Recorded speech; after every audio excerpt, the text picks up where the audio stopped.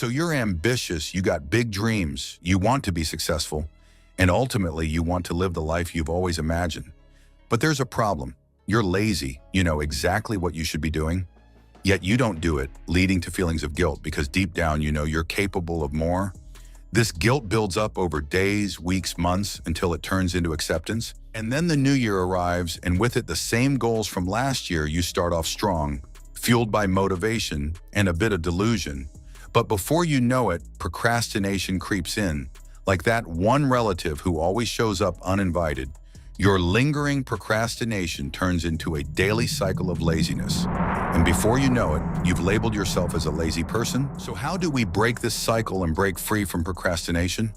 Well, there are many videos on the internet, but majority of them only address the symptoms like deleting social media or removing distractions. While these may help in the short term, they fail to address the real issue, the root cause behind procrastination, which can be summed up in one word: inertia. In physics, inertia is the tendency for objects at rest to stay at rest, and objects in motion to stay in motion unless acted upon by an external force.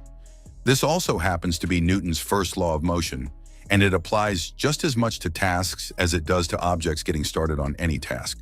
No matter how small, requires an initial push and some amount of energy to overcome the resting state of inertia.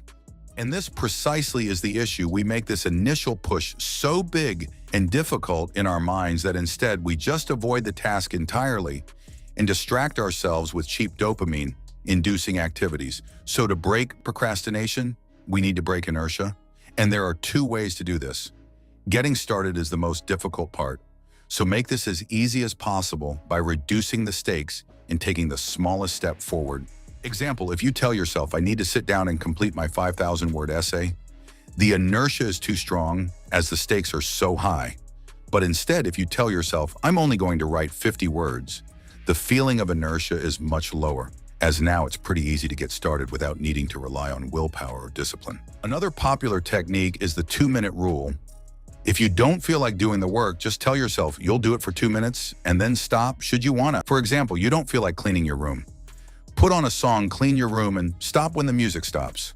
The best part is usually you'll continue longer than 2 minutes, or you'll end up writing more than 50 words. And this is because objects in motion stay in motion, meaning once we get started, we start gaining momentum, and this momentum keeps us going for longer. Initially, it's like pushing a ball uphill, but once we pass the point of inertia, it's downhill from there. And that's why it's important that the initial push is small and easy. In other words, reduce the stakes and start with just 2 minutes. You can apply these two methods to any area of your life to overcome procrastination, whether that's getting to the gym, working on your side hustle, maintaining your relationships, or pretty much anything you can think of. As Martin Luther King once said, you don't have to see the whole staircase. Just take the first step.